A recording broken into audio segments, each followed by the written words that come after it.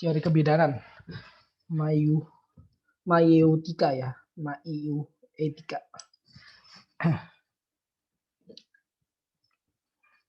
Kemarin juga kita udah bahas dialektika bertanya ya, Hegel dan seterusnya.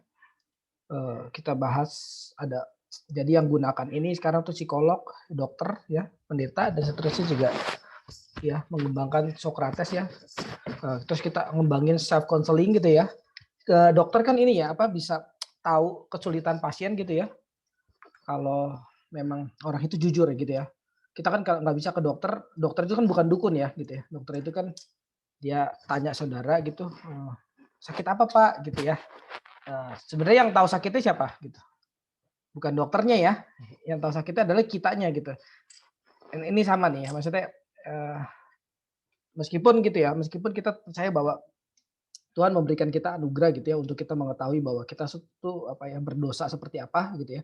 Tapi sejujurnya juga kita tahu ya, kita tuh berdosa seperti apa gitu ya. Sama ya, saudara kan tahu ya, saudara tuh paling berdosa di hal apa gitu ya. Dan ibaratnya kalau ini salah satu pendeta ada katakan, dosa favorit kita kan suka melakukan dosa favorit kita ya, entah apalah, entah ini, pakai ada dosa favorit kita lah ya gitu. Entah ada males, entah ada apa gitu, entah ada males belajar, entah misalnya ada sombong, ada apa gitu ya, cinta uang dan seterusnya. Nah itu kan ada dosa favorit kita ya. Nah yang tahu itu kan kita ya, kita tahu ya, meskipun Tuhan juga tahu gitu dan kita juga tahu gitu. Nah kita kan tahu, tapi kita juga nggak tahu obatnya gitu ya. Kita harus ya ini belajar Alkitab dan seterusnya kita baru tahu obatnya gitu. Oh, gini ya. Kalau saya males, kalau saya apa gitu ya, obatnya itu ini ya gitu. Nah, sama ini ya, ketika, eee, Socrates gitu ya, memakai teori kebidanannya gitu. Namanya teori kebidanan, Saudara pernah lihat bidan nggak ya? Bidan kan kalau misalnya ada apa, pasien melahirkan, ya yang melahirkan itu pasiennya gitu ya.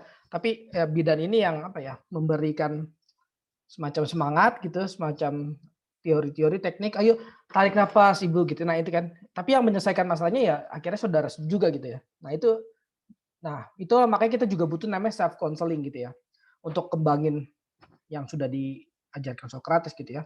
Kalau Socrates mengajarkan bahwa kita bisa konselingin orang gitu, dengan cara apa? Konselingin orang dengan cara memeriksa memeriksa kehidupan manusia gitu ya. Memeriksa kehidupan manusia dengan cara apa? Dengan cara bertanya gitu ya, sederhana banget, dengan cara bertanya. Kalau terus belajar, nanti ada namanya Hegel, juga mengajarkan sesuatu yang sama kayak Socrates, tapi bukan dengan cara bertanya. Memulihkan kehidupan manusia, memeriksa kehidupan manusia bukan salah dengan cara bertanya, tapi dengan cara menyatakan sesuatu gitu ya. Terus ada juga namanya Plato, dengan cara apa kita bisa, hidup kita terus bertumbuh, terus terus maksudnya lebih baik lagi, jadi manusia yang berguna dengan cara memurnikan hati gitu ya. Memurnikan hati dalam arti apa? Ya dalam arti mengembangkan segala potensi yang ada, rasio yang ada ya, dan segala kalau kalau kata Plato pakai bahasanya being. Being itu seluruh hidup kita gitu ya. Nah itu jadi ini ya apa, ada banyak ada banyak ini ya apa, banyak cara gitu ya untuk kita bertumbuh gitu ya. Sama seperti kayak di kelas apologetika kemarin saya ada katakan ada banyak jurus gitu ya, jangan pakai satu jurus gitu. Sama ini juga ada banyak cara gitu, jangan pakai satu cara gitu ya. Ada orang Kristen yang selalu pakai satu cara ya gitu. Gimana caranya bertumbuh? Saya pokoknya nyanyi, nyanyi rohani ya, pasti saya bertumbuh. Itu satu cara aja sih sebenarnya gitu, bisa pakai cara banyak hal gitu ya. Ada ada yang ini saya berdoa gitu, kalau di saat saya berdoa pasti saya bertumbuh gitu. Itu berarti dia mengembangkan satu cara aja gitu ya. Tapi dalam kekristenan sendiri aspeknya banyak ya, harusnya ada doa, ada nyanyi, ada firman Tuhan, ada seterusnya ya, ada kontemplasi, ada bertanya bahkan ya, di Kristen ada bertanya ya. Ada bikin kelompok kecil dan seterusnya. Jadi itu namanya ada berbagai macam cara ya. Nah di sivil filsafat juga sama gitu ya. Ada berbagai macam cara untuk apa? Untuk kita mencapai kebijaksanaan itu ya. Untuk kita kan mencari kebijaksanaan, kita bersahabat dengan kebijaksanaan gitu ya. Ada berbagai macam cara gitu ya. Nah, salah satunya yang diajarin oleh Socrates dengan cara bertanya. Makanya saya sering apa? Mungkin kalau saudara ini apa ikutin kelas saya terus ya maksudnya saya sering ini ya Pak, ayo gitu, silakan yang mau bertanya gitu. Bahkan mungkin saya kasih ruang bertanya cukup banyak ya di kelas ini gitu. Karena saya ikutin Socrates ya, salah satunya dengan saudara bertanya gitu ya, saudara yang menghadirkan atau saudara bisa berteman dengan kebijaksanaan itu sendiri gitu. Kalau orang kan bertanya itu kan merumuskan sesuatu ya dalam otaknya ya. Sebelumnya kosong nih otaknya nih. Terus dia, saya mau tanya orang kan kalau gini saudara, mungkin saudara ada yang nggak pernah nanya dalam kelas gitu ya, dan seterusnya, "Saya udah ngerti semua Pak." Bukan gitu. Nanya itu bukan yang nggak ngerti saja gitu, minimal gitu. Nanya orang orang kenapa sih bisa sampai proses nanya gitu. Nah, ini kan kita lagi kembangin filsafat Socrates ya. Socrates kan katakan, ya dengan cara apa kita mencapai kebijaksanaan, salah satunya dengan cara bertanya gitu ya. Memurnikan diri dengan cara bertanya gitu. Nah, saya lagi mau jelasin mengenai bertanya nih. Kenapa sih orang bisa bertanya gitu? Satu, ya kita gampang aja. Satu ya karena penasaran gitu ya. Penasaran gitu ya. Oh, Bapak tadi ngomong apa sih? Saya mau tanya, saya penasaran gitu. Dua, karena ketidaktahuan gitu ya, karena tidak tahu gitu. Saya mau tanya, tadi saya nggak ngerti, tidak paham, tidak tahu gitu ya. Nah, tapi bertanya itu juga bisa direncanakan ya, karena rencana gitu. Nah, yang dimaksud Socrates itu bukan di nomor satu dan dua ya, hati-hati. Yang dimaksud Socrates itu yang nomor tiga, rencana. Bertanya dengan cara direncanakan. Beda sama bertanya dengan cara digaya-gayakan gitu ya, itu beda ya, gaya-gayaan gitu beda ya. Bertanya dengan cara gaya-gayaan itu beda sama bertanya dengan cara rencana. Nah, yang namanya rencana ada planning ya, planning, rencana, berarti ada apa, ada jadwal gitu ya, ada jadwal, ada rutinitas rutinitas gitu ya, yang harus sering gitu. Nah, kenapa sih dalam misalnya ya, saya ini, kenapa dalam ruang kelas gitu ya, misalnya kalau dibuka ruang pertanyaan, misalnya gitu, misalnya yang tanya itu-itu aja gitu, misalnya yang tanya itu-itu doang, orangnya itu-itu doang gitu misalnya. Satu ya karena banyak hal ya, maksudnya yang orang itu ya emang itu bawel Pak gitu, mau tanya terus gitu, atau saya mah kasih kesempatan dia aja Pak gitu, atau gimana gitu, banyak ya, banyak jawaban. Tapi, ini jawaban yang bener lah, maksudnya jawaban yang ya kita anggap semua orang ya normal lah, maksudnya yang nggak ada yang gaya-gayaan, nggak ada yang mau apa, mau show off dan seterusnya. Kita anggap ya dia beneran mau belajar gitu ya. Tapi kenapa ya, saya mau belajar juga loh Pak, bukan berarti Bapak jangan curiga sama saya, mentang-mentang saya nggak nanya sama Bapak jadi saya nggak mau, mentang-mentang saya nggak tanya Bapak, Bapak pikir saya tuh nggak ini, nggak mau belajar gitu. Nah, tapi kenapa? Kenapa ada orang belajar tapi tidak bertanya? Ya ini kalau udah keberatan nanti tolong tanya ya. Saya ngomong udah agak keberatan tolong ditanya. Maksudnya udah agak saya ngomong, saudara udah agak nggak ngerti, tolong tanya. Nah, ya karena ini gitu, karena dia tidak buat rencana. Rencana untuk bertanya gitu ya. Kalau saudara gini ya, dalam satu kelas saudara bisa bilang gini, saya mau bertanya nih, saya rencana bertanya gitu. Ketika dalam kelas itu, saudara pasti pikir, "Apa ya yang harus gue tanyakan ya? Waduh udah jelas semua nih, apa yang harus gue tanyakan?" Tapi itu ada rencana bertanya itu dalam arti saudara ada ini deh, pikiran yang, gini, saya kalau gambarin gini ya, pikiran saudara misalnya pikiran kita semua begini ya, kalau dalam kelas begini ya gitu. Nah, kalau saudara tidak rencanakan untuk bertanya, ya udah kosong aja gitu kan, ya udah kosong aja nikmati aja kelasnya gitu kayak nikmatin khotbah kan nikmatin aja gitu. Tapi kalau saudara, saya rencana bertanya hari ini ya gitu. Nah, di sini ada semacam intuisi yang terus memberikan sinyal kepada saudara gitu. Saya mau tanya apa ya hari ini gitu. Gitu loh. Tapi bukan tanya yang dibuat-buat. Itu pasti ini kan bukan yang gaya-gayaan, bukan yang dimaksud Socrates untuk terus bertumbuh, kita bertanya yaitu dengan cara rencana ya, dalam arti ini. Berarti ada semacam dorongan atau tarikan atau apalah bahasanya itu yang terus memberikan sinyal kepada otak kita gitu ya. Saya harus tanya nih, tapi apa ya apa yang saya tidak mengerti ya tadi gitu? Apa yang saya tidak misalnya pahami, apa yang saya tidak kira-kira apa yang belum dijelaskan? Itu selalu ada ruang gerak otak gitu loh. Jadi itulah yang membuat saudara bukan hanya bisa bertanya, mungkin banyak pertanyaan gitu loh. Banyak pertanyaan ya pasti banyak belajar lah gitu ya. Nah tapi kenapa ada orang yang misalnya, wah sampai seumur hidupnya pertanyaan satu pun nggak ada ya? Saya agak lebay ya ngomongnya, cuma maksudnya saya ekstrimin gitu. Ya karena nggak pernah ada intuisi yang mendorong dia gitu loh. Singkatnya sebenarnya nggak ada rencana lah gitu ya. Gampangnya nggak ada planning gitu ya. Singkatnya nggak ada planning ya berarti nggak ada rencana untuk bertumbuh juga gitu. Gitu loh. Nah itu kenapa saya dorong saudara untuk bertanya gitu ya. Karena dari pertanyaan ini, satu bisa merumuskan apa yang saudara juga sebenarnya tadi blank, saudara jadi rumuskan gitu. Ketika saudara rumuskan, saudara sadar, "Oh iya ya, ternyata yang saya rumuskan ini belum lengkap ya," gitu. Pernah nggak saudara gini, jadi sebenarnya saudara kayaknya saya ngerti deh, tapi saya mau coba bertanya pas saudara mau bertanya, saudara terbata-bata ngomongnya gitu. Nah, itu tanda dari sebenarnya saudara belum ngerti secara full gitu ya, bukan bukan nggak ngerti, tapi belum ngerti secara full. Makanya saudara perlu aktualisasikan dalam pembicaraan gitu ya. Saudara perlu katakan gitu ya. Nah, sama ketika ketika orang mengajar, ketika orang ini, wah itu akan membuat dia terus bertumbuh ya, banyak bertumbuh gitu ya. Dengan catatan kalau ngajarnya benar ya, maksudnya bukan yang diajarin itu aja, itu aja, itu aja ya. Ya itu ya, ya itu mah yang nggak bertumbuh ya, sama ya. Sama ya kalau kayak mahasiswa yang belajarnya itu aja, itu aja, itu aja ya. Kalau ketika ada dosen kasih yang susah, wah ini dosen kesusahan nih, ganti dosennya. Gitu. Bukan bukan otaknya yang diganti, tapi dosennya yang diganti. Wah itu kan kacau ya. Maksudnya berarti itu orangnya nggak mau maju gitu ya. Sama ya, baik mahasiswa maupun dosen ya sama, selalu ada orang-orang seperti itu ya. Baik di Kristen, di agama manapun selalu ada orang-orang seperti itu.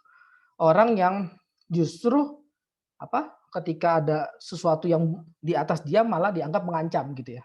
Bukan dia mau menuju kepada atasnya gitu ya, misalnya. Nah ini ya dari peneguhan, dari sanggahan, debat, diskusi, penjabaran masalah ini yang membuat kita bisa itu ya, bertanya ya. Yang mau dituju oleh Socrates ada pemahaman yang tahan uji ya. Gimana sih kita bisa tahan uji? Gimana hidup kita bisa tahan uji? Ayo. Kita kan suka juga baca Alkitab ya, tahan uji gitu ya. Ya salah satunya bangunlah pertanyaan-pertanyaan itu gitu. Bangunlah kekritisan terhadap diri kita. Kalau kita yang nggak pernah kritis terhadap diri kita ya gimana mau tahan uji gitu ya. Ketika datang pencobaan ya langsung tewas segitu aja ya. Karena nggak pernah mencobai diri sendiri gitu. Dalam arti nggak pernah bikin kehidupan ini teruji kok gitu ya. Kalau nggak sesuatu yang tidak pernah diuji kan ya tidak teruji ya gitu ya. Tujuan Socrates adalah tercapainya jiwa yang baik di setiap orang ya. Dia percaya bahwa setiap orang tuh punya jiwa yang baik ya. Jadi saudara kalau belajar Socrates ini apa ya? Jangan anggap Socrates tuh apa gitu orang yang ya apa ya? Nggak rohani gitu atau apa gitu, orang-orang yang ya cuman jago filsafat doang dia mah gitu. Tapi hidupnya ya gitu-gitu aja gitu. Hidupnya enggak Socrates tuh orang yang apa ya? Kehidupannya juga menjadi teladan gitu ya, menjadi contoh. Punya kedalaman gitu kehidupannya, bukan yang cuman ngomong doang gitu, bukan cuman belajar doang, tapi kehidupannya juga terus bertumbuh ya. Dia percaya bahwa setiap jiwa ya orang tercapai jiwa yang baik ya. Setiap orang tuh bisa mencapai jiwa yang baik gitu. Nah, nanti pada gilirannya ini akan diteruskan oleh Immanuel Kant ya, dalam bahasa Yunani kerap kali diterjemahkan sebagai kebahagiaannya. Ya kita apa sih saya udah terjemahin saya udah kasih tahu ya di kelas mana ya, mungkin saya lupa kelas ini atau itu. Pada akhirnya kan manusia mau bahagia gitu ya. Pada akhirnya kan manusia pengen mencapai kebahagiaan gitu ya. Nah, kebahagiaan itu tuh kalau kata Socrates ya, bisa terpancar tuh bukan dari satu aspek hidup manusia aja, tapi seluruh hidup manusia gitu ya. Saudara akan bahagia nggak kira-kira kalau punya perasaan yang senang gitu ya, keluarga yang baik gitu ya. Perasaan senang kan dari keluarga yang baik, anak-anak yang baik, suami yang baik dan seterusnya, istri yang baik gitu. Tapi kalau pikiran saudara nggak baik gitu ya. Ya itu satu hal kan jadinya ya. Kalau pikiran saudara nggak terus bertumbuh gitu. Itu akan membuat saudara senang nggak? Nggak mungkin ya. Kebalikannya ya, saudara kalau misalnya punya pikiran yang baik, hebat, cerdas dan seterusnya, rajin belajar gitu ya, terus dapat nilai yang bagus di STT dan seterusnya lah. Tapi saudara ini keluarganya hancur gitu ya, dan seterusnya itu juga nggak ini ya, nggak buat kita senang. Nah, makanya yang buat kita senang itu eksistensi manusia ya, bukan hanya perasaan, pikiran, banyak hal gitu, imajinasi, kontemplasi dan seterusnya. Itu kalau kata Socrates. Ya ini contoh ya, kalau kalau saudara mau mempelajari Socrates ya. Sebenarnya ini, nggak ini sih, nggak hanya di Socrates, dalam Kristen juga ada pelajaran seperti ini ya. Contoh dialog Socrates ya dalam buku Platon ya, berjudul Laches ya. Aduh kemarin saya udah contohin ya, cuma saya contohin secara singkat kemarin ya. Mungkin saya bisa perdalam di sini ya. Kemarin saya singkat aja kan contohin. Gini, ini kalau saudara mau mencari sesuatu yang lebih dalam ya gitu daripada yang kita udah tahu gitu sekarang. Contoh ya, orang persahabatan ya misalnya. Saya tanya ke saudara ya. Saya tanya dulu supaya kita ada ruang diskusi ya. Boleh jawab ya. Ini saya udah jelasin minggu lalu ya. Harap sih siap puji Tuhan kalau masih ada yang ingat nggak apa-apa ya. Bisa dipertajam lagi gitu ya. Persahabatan. Kira-kira persahabatan itu dibangun gitu ya. Saya langsung kasih ini misalnya. Persahabatan, kita bisa bersahabat itu dengan satu,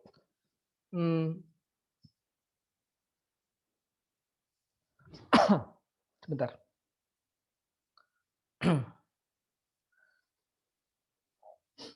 Orang yang sama, dua, orang yang berbeda, ya atau dua ini dulu ya. Nanti kan jawabannya yang ketiga dan seterusnya. Coba, ini kan dua-duanya masih bisa dilawan, masih bisa di ini ya. Kira-kira ya, saya tanya sama siapa di sini yang Bulea deh. Bulea punya sahabat kira-kira yang sama apa yang beda gitu. Kasih alasannya ya. Kita kan bisa beralasan juga. Persahabatan itu dibangun kira-kira dari orang yang sama apa orang yang beda?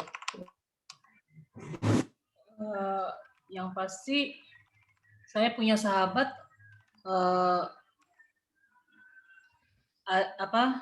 ada beberapa orang ya Pak. Ya. Jadi ada sahabat saya dari saya masih SD, teman SD saya. Ada juga sahabat yang di pelayanan gitu Pak. Jadi itu masuk kategori berbeda mungkin ya Pak? Berbedanya karena? Maksud saya gini, Bulea bisa bersahabat misalnya dengan Bu siapa ya, Bu Yohana gitu. Misalnya bisa bersahabat dengan Bu Yohana. Saya nggak tahu bersahabat apa enggak. Cuma bisa bersahabat dengan Bu Yohana karena punya kesamaan atau punya perbedaan. Kira-kira gitu. Pertanyaan itu. Jadi gini, saya punya sahabat. Jadi teman saya yang di SD itu, saya punya sahabat saya yang di SD itu karena perbedaan Pak. Jadi bedanya apa? Dari beberapa hal kalau kami bicara memang kan dari kecil Pak, tapi sepertumbuhan kami ada mulai remaja sampai ke sini ada sedikit perbedaan dari pola pikir Pak, tapi kami tetap bersahabat walaupun ada terkadang sebagai sahabat ada perdebatan juga, tapi kami tetap bersahabat gitu loh Pak. Oke. Jadi apa yang membuat alasan Bulea bersahabat dengan dia? Karena perbedaan itu. Iya, karena kan kita harus belajar juga dari perbedaan Pak. Iya. Oke, ya Bulea jawab yang atas ya. Misalnya ini terus siapa lagi misalnya? Bu Nana. Kalau Bu Nana dari apa? Dengan siapa? Orang yang sama, Pak. Orang yang sama. Samanya kita bisa bersahabat karena sama-sama misalnya apa? Sama-sama apa? Sama-sama keadaannya Pak. Awalnya memang saling curhat Pak. Jadi kenyamanan aja, maksudnya cerita yang sama yang dialaminya itu sama-sama kita punya. Jadi leluasa aja untuk bersahabat sama dia. Ya karena ada persamaan ya. Terus misalnya saya tanya Bu Jenny deh, yang ibu-ibu dulu coba. Bapak. Bu Jenny punya bersahabat karena apa? Mic-nya nggak nyala tuh. Mic-nya nggak nyala. Bisa ditolong bantu kalau ada Fania di situ. Ya pakai. Itu headset, nyolok headset. Iya Pak, pakai. Coba.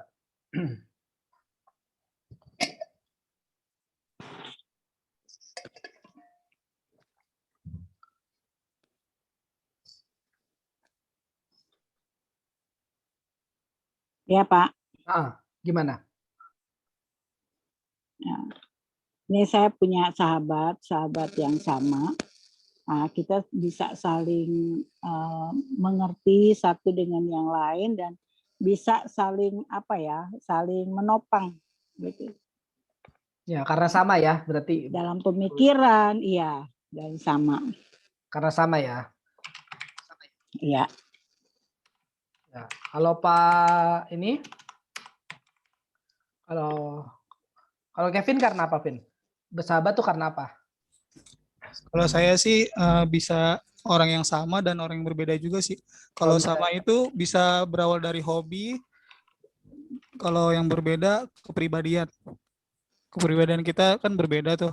Ada yang ngeselin, ada yang enggak. Jadi kita sama-sama saling melengkapi.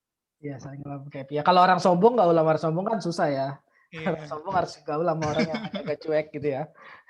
Supaya dia bisa maklumi kesombongan kita gitu ya. Oke. Kalau Pak Hengli, karena apa? Nah, ini nanti saya jabarin ya, bisa ini. Nah, Kalau saya bersahabat di 1-2 Pak. bisa dua-duanya Orang ya. yang sama dan orang yang juga berbeda, tapi kemudian punya satu tujuan. Oh, yang penting satu tujuan ya. Nah, berarti mungkin kesamaannya ada satu tujuan ya. Ya. Ya perbedaannya pun sama Pak, meskipun berbeda tapi punya satu tujuan.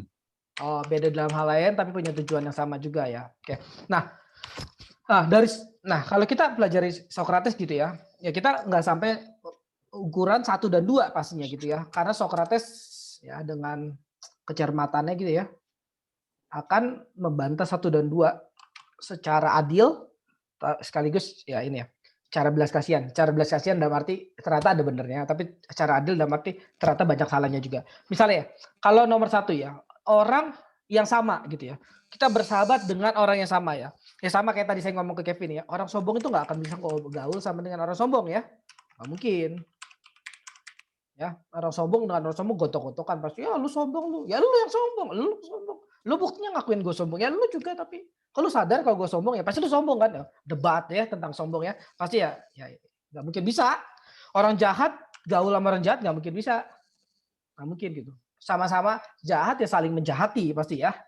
Tapi kita bisa bilang itu Pak sama-sama ketemu jadi penjahat gitu ya. Sama-sama Gojek itu Pak jadi bersahabat.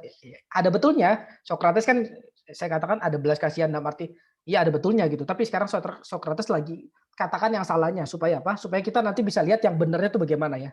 Ke bawahnya itu makin tajam gitu ya. Jadi nggak mungkin bisa ya. Bahkan orang baik sama orang baik nggak bisa bersahabat loh. Percaya nggak? Orang jahat sama orang jahat kita bilang nggak bisa bersahabat, kita pasti bisa percaya. Iyalah orang jahat. Orang baik sama orang baik itu nggak bisa bersahabat karena si orang namanya orang baik ya. Kalau orang baik itu nggak butuh kebaikan yang lain gitu ya. Dia sama orang baik gitu. Dia cukup pada dirinya sendiri gitu ya. Seakan-akan bisa dekat gitu, tapi nggak pernah berrelasi. Itu namanya nggak pernah bersahabat ya kalau nggak pernah berrelasi. Saya baik, dia baik ya. Nggak butuh kebaikan yang lain kan kalau sudah baik kan. Jadi nggak bisa bersahabat juga gitu. Nggak ada relasi, maksudnya gitu ya, nggak ada relasi ya. Ada relasi tapi ya just saling nggak enak gitu ya. Itu kan berarti bukan relasi ya kalau saling nggak enak ya. Orang baik sama orang baik pun nggak bisa, orang jahat sama orang jahat nggak bisa, orang sombong sama orang sombong nggak bisa, orang sumbu pendek sama orang sumbu pendek nggak bisa gitu ya. Nggak bisa. Orang kalau kata Sokrates orang yang sama nggak bisa. Kalau gitu apakah orang yang berbeda? Ya nggak bisa juga. Orang yang berbeda gitu ya. Misalnya orang miskin dengan orang kaya bersahabat ya. Ditanyain oleh Sokrates. Kalau orang miskin sama orang kaya bersahabat, kira-kira mereka itu bersahabat karena mereka memang pengen bersahabat atau si kaya ini bersahabat karena belas kasihan. Ngelihat si miskin ini, ya kasihan lah gitu misalnya. Ada banyak yang begitu ya. Tentu ya kita nggak bisa menafikan ada persahabatan yang tulus ya dari orang kaya dan miskin ya. Tapi ada banyak juga yang nggak begitu ya, yang sebenarnya kasihan aja gitu. Orang pintar dengan orang bodoh. Sebenarnya ini lagi menyahabati kebodohannya gitu ya, mengasihani kebodohan orang itu sehingga dia ngajarin atau gimana gitu. Nah itu kan ada banyak persahabatan yang fake akhirnya ya, yang palsu gitu ya. Makanya berarti nggak tepat banget gitu ya, nggak tepat banget kalau persahabatan kita bilang adalah orang-orang yang sama, nggak tepat. Bukan berarti nggak ada ya, beda ya. Kita harus belajar ini ya belajar memahami pikiran yang komprehensif sama pikiran yang salah gitu ya. Jadi kalau bedanya gini Bapak Ibu, kalau komprehensif itu kan full ya sepenuhnya gitu ya. Kalau yang salah gitu ya, bisa aja ada benernya gitu, tapi banyak salahnya juga gitu ya. Yang kita mau cari itu yang kayak yang saya katakan Hegel waktu itu ya, yang kita mau cari itu pengertian yang menyeluruh, seluruhnya ada gitu. Bukan yang abstrak, tapi yang ya ini kehidupan yang bisa dihidupi ya. Kehidupan yang bisa dihidupi kan berarti kehidupan yang mempertimbangkan segala hal ya. Dan kita tahu bahwa segala hal itu gitu ya mengenai persahabatan itu bukan tentang yang sama. karena ada banyak salahnya gitu ya. Bukan juga tentang yang beda karena ada banyak salahnya juga gitu ya. Bukan mengenai keduanya gitu ya. Mengenai apa kalau gitu ya? Ya. Sekarang Socrates jawab ya. Mengenai apa? Berarti Socrates bantah yang satu, bantah yang dua, persahabatan berarti apa ya? Sebentar, sorry. Saya lagi sakit mah jadi habis ini.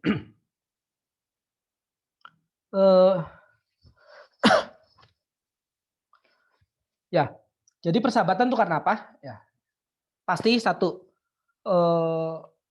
kalaupun dia baik gitu ya, dia nggak baik banget gitu ya. Kalaupun dia jahat, dia juga pasti nggak jahat banget. Berarti orang yang tidak baik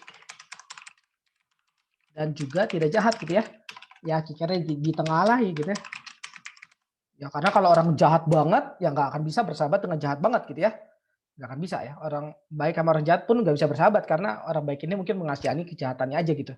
Tapi kalau orang yang setengah baik, kira-kira ya, kayak kita ini setengah baik kan kita nggak baik-baik banget, sama setengah jahat kita mungkin bisa bersahabat nih, Bapak Ibu mungkin bisa bersahabat dengan saya karena kita sama-sama ya bukan malaikat, sama-sama juga bukan ini ya di bawah manusia gitu ya, orang iblis gitu ya, bukan ya. Kita bukan malaikat atau bukan iblis ya, kita manusia gitu ya. Berarti kita kan nggak baik, nggak jahat gitu ya. Kalau manusia ya ini ya. Nah terus kedua, persahabatan jangan-jangan ya, persahabatan itu gitu. Nah ini sebenarnya saya udah pernah jelasin ya, cuman siapa tahu bisa dapat lagi dari sini. Jangan-jangan ya, persahabatan itu memang tidak pernah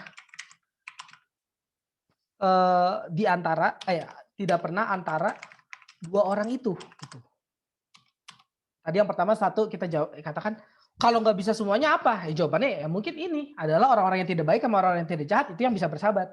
Kedua, kemungkinan kedua ya. Jangan-jangan persahabatan memang tidak pernah antara dua orang itu gitu. Selalu di antara dua orang itu. Ya, ini yang saya katakan ya.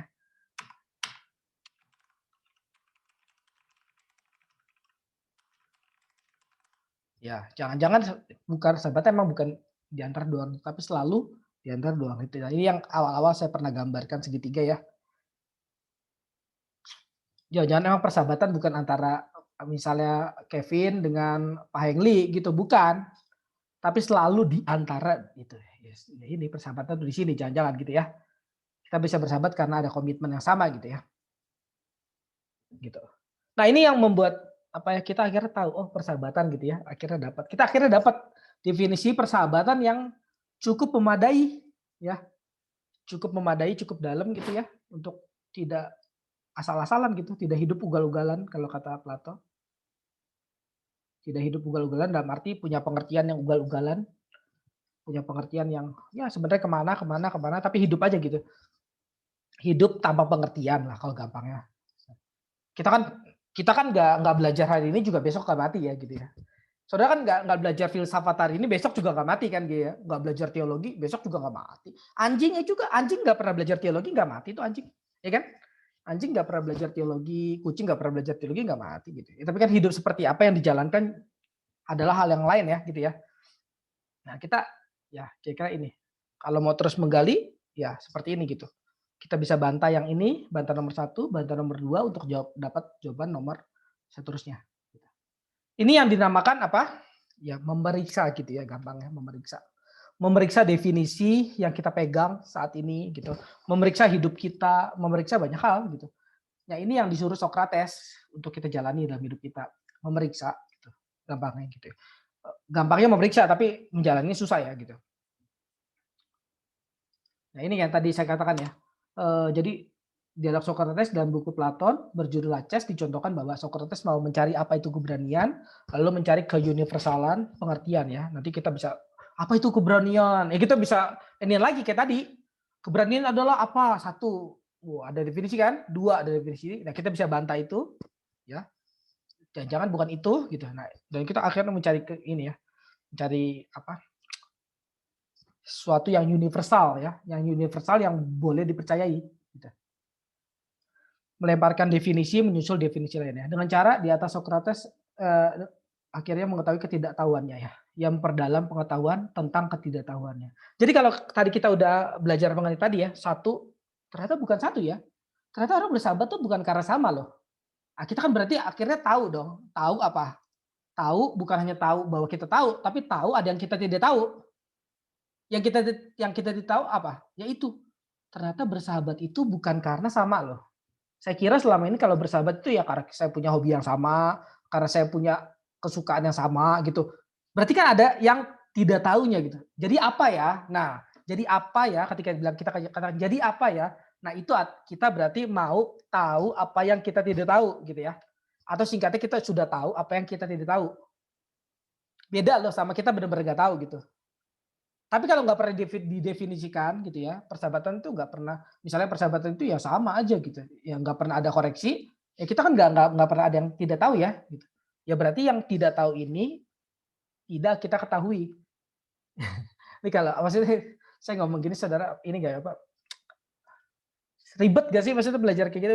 Saudara ini ya kalau apa sih ngomong apa sih? Tahu tidak tahu. Saya nggak tahu lah pokoknya udah apa tutup aja kelas ini. Saya nggak tahu udah. Nah ini jadi kita sebenarnya di jawaban tuh tidak pernah final ya. Ini kritik Socrates ya yang disusul oleh Nietzsche dan Derrida ya. Nah kalau kita merasa bahwa hidup itu kita udah final gitu dan seterusnya ya, ini kita menjadi orang yang tidak bertumbuh lagi ya. Nah ini seminggu lalu saya udah katakan ya di sini ya. Oh, udah belum ya? Coba saya udah ya? Udah belum? Ada bisa konfirmasi nggak? Saya tanya aja sekarang. Siapa yang layak memilih presiden dan ikut demokrasi?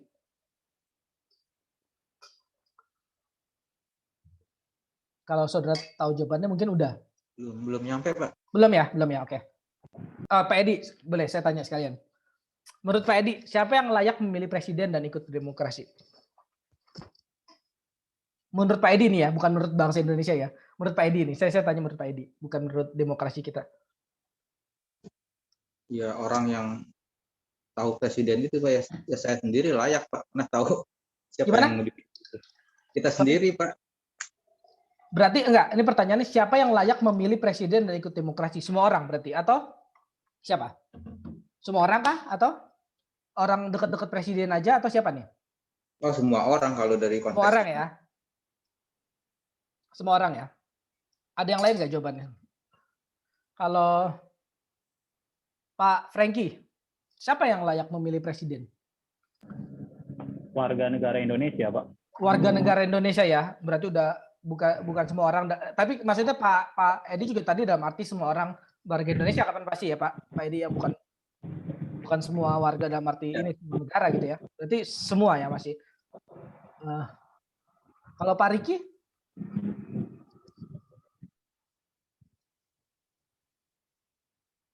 Iya Pak. Ya.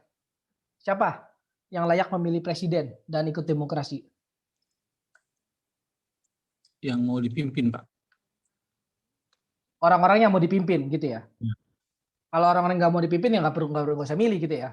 Iya. Ya oke, itu jawaban yang beragam lagi ya. Maksudnya itu berarti kita punya jawaban yang banyak gitu ya.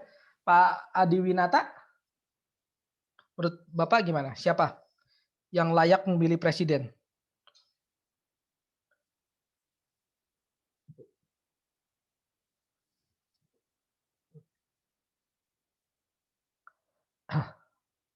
Pak Adi Winata? Saya Pak, Ya. warga negara Indonesia yang sudah punya hak pilih Pak. Ya, yang udah punya KTP ya. Hak pilih ya, maksudnya ya KTP dan hak pilih. Iya Pak. Oke. Kalau Pak Kurniadi, siapa yang layak memilih presiden dan ikut demokrasi? Sama Pak, yang Sama sudah ya? memenuhi persyaratan hak pilih Pak.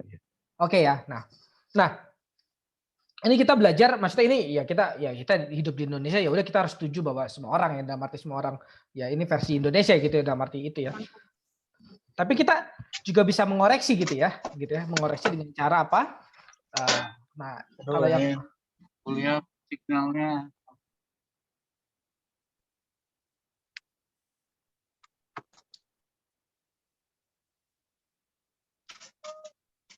ini ada apa? Suara kayaknya. Oke udah ya. Nah, tapi kita juga bisa dengan apa? Koreksi dengan cara apa? Kalau tadi kan dengan cara melempar lagi definisi menyusul definisi supaya kita tahu definisi kita tidak lengkap ya gitu ya. Kita lempar definisi lagi, kita tahu definisi kita tidak lengkap. Nah ini kita bisa lempar lagi analogi-analogi yang kita akhirnya bisa tahu sebenarnya analogi yang kita pakai cukup gak sih gitu ya. Misalnya contoh ya, saya tanya, kalau ditanya lagi, siapa yang layak mengendarai pesawat gitu ya. Oh, ini baru cuma pesawat nih, belum negara nih, bukan mengendarai negara nih kita nih, mengendarai pesawat. Saya tanya Pak Kurniadi aja satu orang. Siapa yang layak mengendarai pesawat Pak Kurniadi? Yang orang sudah mempunyai lisensi, Pak. Lisensi ya, orang punya lisensi, orang yang belajar mengenai ini, pilot dan seterusnya ya. Ya. Ini akhirnya yang membuat kita ini ya, coba ya, untuk membangun sebuah negara gitu ya, untuk apa, memerintah seluruh negara, yang boleh pilih siapa? Semua orang gitu ya. Meskipun kita bisa bilang ya yang udah ada KTP Pak, yang ini, tapi dalam arti apa? Semua orang yang nggak belajar pun boleh pilih kan? Gitu kan? Tapi kalau untuk mengendarai pesawat takut jatuh Pak, nanti Pak takut jatuh. Sebenarnya kan negara juga sama ya, takut jatuh gitu ya. Negara takut bangkrut dan seterusnya sama ya gitu. Berarti harusnya sama gitu ya. Orang yang bisa memilih presiden juga adalah orang-orang yang sudah belajar gitu. Sama. Bukan orang-orang yang ya semua orang gitu, semua orang pokoknya punya KTP aja, punya surat ini aja gitu. Tinggal daftar pokoknya gitu. Enggak gitu. Karena untuk kendarin pesawat aja enggak semua orang. Paham nggak Bapak Ibu ininya apa analogi yang diciptakannya gitu ya, analogi timpalannya, paham nggak maksudnya? Kalau kita selama ini berpikir bahwa yang apa, yang layak memilih presiden semua orang gitu tanpa belajar pun ya ini gitu ya, kita harus juga ini percaya atau membolehkan semua orang mengendarai pesawat gitu, paham nggak? Jadi nah di sini jadi di sini apa Socrates tuh menciptakan analogi baru gitu ya. Supaya dia tahu Socrates juga bukan ini ya, bukan pembela kaum elit gitu. Jadi yang milih siapa yang layak memilih presiden? Ya itulah kalangan elit aja gitu. Bukan. Maksud Socrates bukan gitu pasti. Socrates pengen juga yang pilih tuh semua orang pengen juga gitu. Tapi semua orang itu wajib belajar gitu. Paham nggak? Semua orang juga, tapi semua orang itu wajib belajar gitu.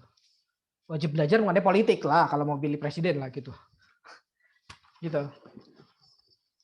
Karena Socrates sendiri ini ya matinya juga dari perpolitikan gitu ya, Athena gitu ya. Dari siapa matinya? Ya dari orang-orang yang belajar mengenai Socrates, dari orang-orang yang nggak belajar mengenai politik, tapi punya hak memilih gitu ya. Di bangsa Indonesia ini juga kan saudara lihat ya apa?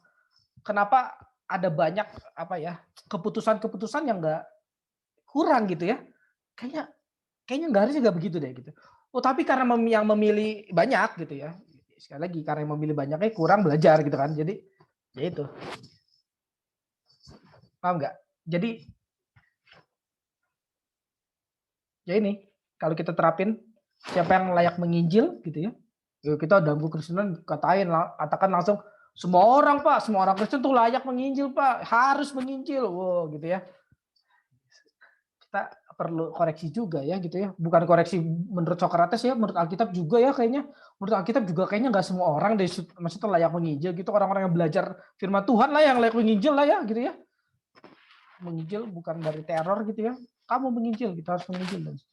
Siapa yang layak berkhotbah ya bukan semua orang ya pasti ya, siapa yang layak berdoa bahkan ya bukan semua orang loh gitu, iya saudara ini nggak maksudnya siapa yang layak menangis bahkan bukan semua orang loh. Siapa yang layak tertawa bahkan bukan semua orang. Siapa? Makanya Socrates katakan kehidupan yang tidak teruji adalah kehidupan yang tidak layak untuk dihidupi. Karena apa? Ya karena kita harus menguji kehidupan kita gitu. Menguji apakah saudara layak menginjil, apakah saudara layak berdoa, apakah saudara layak berkhotbah gitu. Apakah saudara layak kemarin saya ada ini ya di apologetika juga ada apa katakan gitu ya. Ya ini apologetika bukan cuma penginjilan dan seterusnya apa berdebat gitu, bukan, tapi respon kita terhadap misalnya grup WhatsApp gitu ya, itu kan sangat simpel ya, sangat sederhana gitu ya. Tapi kalau itu kita bisa ini ya tanamkan prinsip-prinsip apologetika yang bagus di situ ya, kita bisa tepat gitu mengatakan sesuatu di grup WhatsApp gitu ya, apa berespon gitu. Siapakah yang layak dibalas gitu ya grup WhatsApp gitu. Siapakah yang layak dicuekin gitu misalnya gitu ya. Itu kan ada banyak ya. Ini orang ini misalnya kita hajar terus saya kalau di Facebook ya banyak orang, saya kan temenan di Facebook dengan banyak orang ya, banyak orang yang saya juga nggak kenal gitu, itu jajat teman-teman aja gitu. Ya terus kan saya buat buku, buat tulisan apa gitu. Ada banyak orang misalnya komen gitu ya. Kita kan harus ini ya menguji ya, siapa yang layak dibalas gitu. Kayak nggak semua orang deh. Kalau semua orang dibalas, habislah hidup saya gitu, waktu saya habis banget gitu ya. Cuman buat main Facebook gitu ya. Tapi siapakah yang juga layak tidak dicuekin gitu ya. Hati-hati gitu. Nah gitu, kalau kita juga ya sebagai hamba Tuhan ya, punya pengujian seperti ini gitu ya. Ya ini ya kalau kata ini insya Allah gitu ya, hidup kita terus bertumbuh gitu ya. Karena kita ini menguji hidup kita gitu loh. Terus berpikir mengenai hidup kita. Menguji lah standar. Ya. Ya. Bagaimana cara yang menguji ya? Ya tadi saya sudah sebenarnya katakan dari pertanyaan, dari hal banyak ya. Tapi Socrates katakan juga bahwa supaya pilihan itu tepat ya, menurutku ya harus dilandaskan pada pengetahuan gitu ya. Gitu. Saudara kalau mau menginjil ya harus punya pengetahuan tentang penginjilan lah gitu ya. Saudara kalau mau bahkan saudara kalau mau tertawa ya harus punya pengetahuan tentang tertawa gitu ya. Ada banyak orang tertawa yang tidak penting gitu ya. Tertawa yang sampah gitu ya. Tapi juga ada orang banyak nangis yang nggak berguna gitu ya. Nangis apa gitu maksudnya. Nggak berguna. Nah, saudara bisa baca ya, orang-orang yang dipengaruhi Socrates tuh banyak banget ya. Maksudnya. Nah, dan ini juga bukan orang-orang ini ya, bukan orang-orang biasa, orang-orang yang juga mempengaruhi banyak orang gitu ya. Orang yang mempengaruhi banyak orang juga dipengaruhi Socrates gitu ya. Salah satu kita kenal Agustinus ya. Bapak Ibu tahu ya Agustinus. Kalau orang Kristen sampai nggak tahu Agustinus gimana ya? Agak gimana gitu ya. Agustinus ya, Socrates hidup dan kematiannya begitu terkenal ya. Kebijaksanaan Socrates meninggalkan di belakangnya para pengikut yang saling bersaing untuk menelaah soal-soal moral ya, di mana di situ dibahas soal kebaikan tertinggi yang akan membuat orang bahagia gitu ya. Jadi ya ininya Socrates juga murid-muridnya juga ini ya berdebat gitu ya mengenai ajaran mana yang paling terpenting ya dari Socrates ya, mereka berdebat gitu ya. Saling bersaing ya untuk menelaah soal-soal moral ya yang dikatakan Socrates ya. Kebaikan tertinggi yang buat orang bahagia tuh apa gitu. Itu mereka saling ini ya. Kita kalau menjadi orang yang mengajarkan sesuatu kepada orang lain kan kita juga bisa ini ya, ditafsirkan orang lain macam-macam gitu ya. Bahkan bisa disalah mengerti ya, seperti Socrates ini salah mengerti gitu.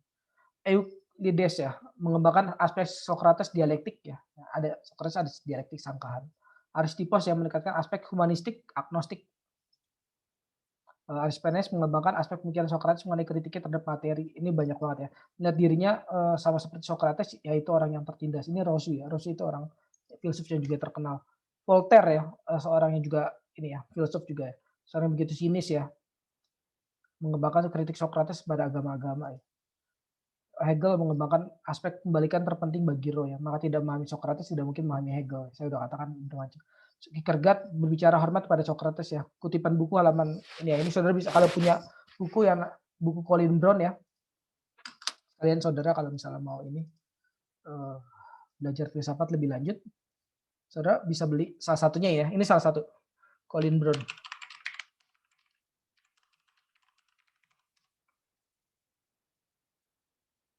Nah ini ya Colin Brown ini saudara bisa beli ya. Jujur saya baca nggak bagus-bagus banget sih maksudnya. Saya baca ya. Jadi maksudnya saya baca jujur, habis baca jujur. Nggak bagus-bagus banget gitu. Cuma bisa pelajari. Salah satunya saya ada kutip juga dari sini ya. Dari yang tadi buku tadi. Nah ini Colin Brown halaman 178 sampai 179 Kierkegaard ya. Di sini ada nggak ya? Punya, saya udah taruh. Ada sih, ya. Itu dia ini ya bicara penuh hormat. Kierkegaard ya. Saudara pernah belajar teologi modern? Udah ada yang dapat loh teologi modern. Kalau udah ada yang dapat tahu Kierkegaard mungkin ya. Nietzsche ya mengatakan Socrates sebagai rakyat jelata yang membenci kehidupan dan menderita hipertrofi ya. Pembekakan rasio ya. Kritik terhadap rasio di atas segalanya. Nanti kalau saudara belajar Nietzsche ya gitu, psikologi itu tidak dimulai dari Sigmund Freud ya gitu, jauh sebelum itu ya, Nietzsche gitu ya. Nietzsche udah mengembangkan aspek psikologi gitu ya, psikologi manusia gitu. Apa yang terpenting dan seterusnya, apa yang menjadi behind the scene-nya manusia, mengapa dia melakukan itu udah dibahas oleh Nietzsche ya gitu ya, bukan oleh Sigmund Freud gitu ya. Itu udah jauh melampaui itu. Ya, Socrates memang selalu enigmatik ya. Enigmatik itu ini ya, penuh tanda tanya ya, dan tidak bisa dipegang gitu, enigmatik gitu. Tidak bisa dikantongi ya. Seperti Tuhan juga nggak bisa dikantongi manusia ya. Eh, Tuhan itu nggak bisa saudara taruh kantong gitu ya. Terus saya percaya Tuhan dan Tuhan saya taruh kantong gitu, nggak bisa gitu ya. Ini kalau kata Martin Luther ya. Martin Luther katakan Tuhan itu bukan dikantongi oleh manusia, bukan. Saudara percaya Tuhan, saudara baca Alkitab, terus saudara sangat yakin Tuhan seperti ini dan inilah Tuhan dan ini saya sudah pegang Tuhan, saya kantongin sekarang. Nggak bisa gitu ya. Tuhan tuh bergerak gitu ya. Tuhan bergerak, saudara mau ikut Tuhan apa enggak gitu. Bukan Tuhan yang saudara comot taruh di kantong gitu ya. Tuhan itu pernah memimpin gereja di Efesus ya. Saudara tahu ya kalau baca Alkitab, gereja di Efesus begitu diberkati Tuhan ya gitu. Tuhan pernah memimpin di sana gitu ya. Tuhan bahkan pernah memimpin ini gerakan reformasi abad 16, 17 ya, John Calvin, Luther dan seterusnya. Tapi sekarang sudah lihat Eropa ya. Eropa tuh bagaimana gitu, hancurnya gitu. Jadi Tuhan tuh nggak stuck di Eropa gitu. Tuhan itu bukan dikantongin saudara gitu. Ini maksudnya Martin Luther itu seperti itu. Tapi saudara yang ikut Tuhan gitu. Sama seperti ini ya. Tadi Socrates saya katakan enigmatik, tidak bisa dipegang. Nah, ini saatnya kematian Socrates ya. Dia dihukum untuk meminum racun ya. Karena metode filsafatnya. Yang sudah saya katakan sebelumnya. Seorang filsuf bernama Glaucon ya. Dipengaruhi oleh Kaum Sofis ya. Mengatakan bahwa melakukan ketidakadilan adalah sesuatu yang baik. Ya. Karena menguntungkan diri kita sendiri. Dan dikenai ketidakadilan adalah sesuatu yang buruk. Namun Socrates ketika mati ya, ia mati di dalam ketidakadilan dan dia mengatakan bahwa lebih baik menerima ketidakadilan daripada melakukan ketidakadilan. Ya, ini begitu ini ya. Mengharukan gitu ya. Socrates mengatakan ini. Socrates membuktikan kata-katanya dengan pilihan matinya ya. Socrates kalau bicara bukan bicara dalam ranah intelek saja tapi eksistensial. Jadi gini ya, kita kan kalau dalam hidup ini lebih bahagia kalau orang ini ya, kita tidak dijahatin gitu ya. Kita lebih baik kita jahatin orang gitu ya. Kita lebih nggak menderita gitu ya. Kita berlaku tidak adil terhadap orang, kita yang nggak merasa menderita apa-apa lah ya. Saya melakukan ketidakadilan gitu. Misalnya kalau yang bos potong gaji karyawan, ya saya nggak menderita. Yang menderita siapa?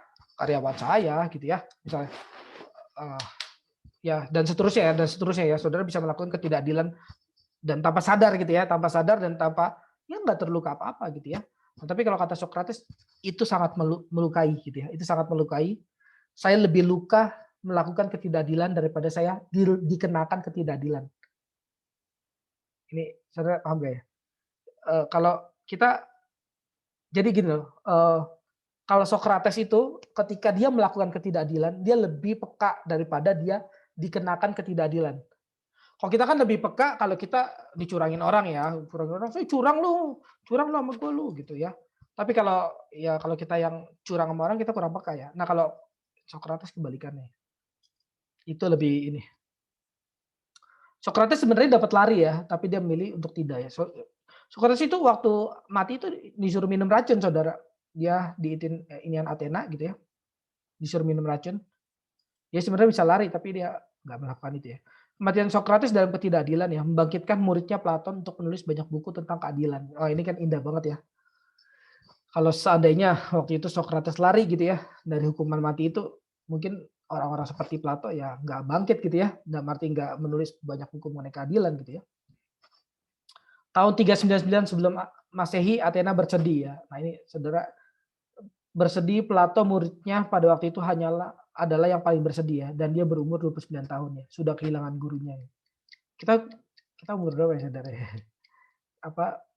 Saudara bisa bayangin ya, anak muda seperti Plato umur 29 tahun ya, kehilangan gurunya, satu-satunya gurunya gitu. Dan itu yang menggerakkan dia ini menulis banyak buku mengenai keadilan ya, karena dia percaya bahwa Athena sangat tidak adil ya, sangat melakukan ketidakadilan. Plato katakan berkenaan dengan kematian gurunya ya. Kebanyakan, nah ini penting ya. sangat penting kata-kata dari Plato. Kebanyakan orang tidak hanya nyaman dengan ketidaktahuan mereka ya. Udah nggak tahu, bukan hanya tidak nyaman ya, bukan hanya nyaman ya, tapi memusuhi siapapun yang menunjukkan kebenaran itu. Kebanyakan orang bukan hanya tidak nyaman dengan ketidaktahuan mereka ya. Udah nggak tahu, bukan hanya nggak nyaman, tapi bahkan memusuhi siapapun yang menunjukkan kebenaran itu ya. Ini apa ya, perkataan Plato yang keluar dari ini ya, kematian gurunya gitu ya, menghadirkan kontemplasi seperti itu ya. Karena Socrates itu semasa hidupnya ya ini mengoreksi orang-orang di sana gitu ya. Kalau orang dikoreksi kan ya pasti ini ya apa kesel gitu ya. Orang kayaknya dikritik kayaknya nggak ada yang seneng ya gitu. Ya. Orang dikritik kayak kesel lah gitu. Kritik mulu, ngeselin banget. Gitu. Kita pun bisa gitu ya. Kita dikritik kesel ya. Kritik mulu, ngeselin banget. Apaan sih so pinter, kritik mulu. Emang paling bener apa lu? Lu kritik mulu, lu kira lu nggak ada salahnya apa lu? Lu coba ngaca kayak lu beli kaca di mama saya beli kaca toko kaca ada. Ya, kalau saudara mau beli kaca kayak kita ini ya kesel gitu. Udah nggak tahu ya bukannya mikir gitu ya. Tapi nyaman dengan ketidaktahuan itu, bahkan apa? Musuhin orang yang kritik gitu ya. Ini manusia ya, manusia kayak gitu ya. Itu miris ya, miris. Sikap manusia seperti itu sampai ya itu apa? Menghilangkan Socrates gitu ya. Orang yang begitu berguna untuk bangsanya pada waktu itu ya. Sehingga tahun 399 sebelum Masehi Athena bersedih ya. Nah, ini benar-benar ya. Kalau pas Socrates mati ini beneran ya, maksudnya ini bukan dibuat-buat ya, ada arti gitu. Bukan arti gini ya, kita mati umur berapa ya? Misalnya tahun 2020 Indonesia bersedih siapa? Henry Cornelius mati. Alah siapa Henry Cornelius mati besok? Hati-hati ini juga nggak ada yang tahu gitu. Kalau ini beneran, Socrates beneran, Socrates beneran gitu. Maksudnya orang-orang Athena yang ya belajar padanya ya bersedih gitu, bener serius. Ini sebagai dicatat ya sejarah. Ya ini ya. Ya, silakan. Boleh nanya nggak sebentar? Boleh tanya aja Pak. Ini kan yang kita bahas selama ini filsafat dari Barat ya Pak ya, Socrates ya, Plato ya. Nah kemudian untuk ahli filsafat yang Timur, misalnya seperti Konfusius, Taoisme, itu kan semuanya lebih dulu ada sebelum kekristenan. Nah, apakah filsafat Timur itu seperti Buddha, Taoisme, Konfusius itu boleh diikutin atau boleh kita ikuti sebagai ajaran nggak, melanggar filsafat Kristen nggak kalau kita ikut filsafat Timur? Boleh-boleh aja sih. Kenapa nggak boleh maksudnya? Nah, maksudnya gini, melanggar filsafat Kristen nggak, melanggar iman Kristen nggak kalau kita mengikuti salah satu filsafat Timur, misalnya filsafat Tao atau Konfusius? Oh, dalam arti dia kan agama juga ya gitu. Konfusius kan agama gitu ya, dalam arti gitu ya? Ya, filsafat yang dijadikan agama ya. Iya, sebenarnya kalau ikutin apa Konfusius sih nggak apa-apa, karena ini ya maksudnya dengan catatan apa ya? Kita ikutin semua hal juga nggak apa-apa sih, asal maksudnya jangan bertentangan dengan iman Kristen kita gitu. Ikutin banyak hal, kita bukan hanya ikutin Taoisme dan itu ikutin, bahkan kita suka kutip-kutip, misalnya politik sekarang ada siapa yang ngomong kita kutip kan itu ngikutin juga ya. Tapi ya nggak bertentangan ya nggak apa-apa pasti. Ikutin aja, nggak kenapa-napa. Selama itu juga nggak bertentangan gitu ya.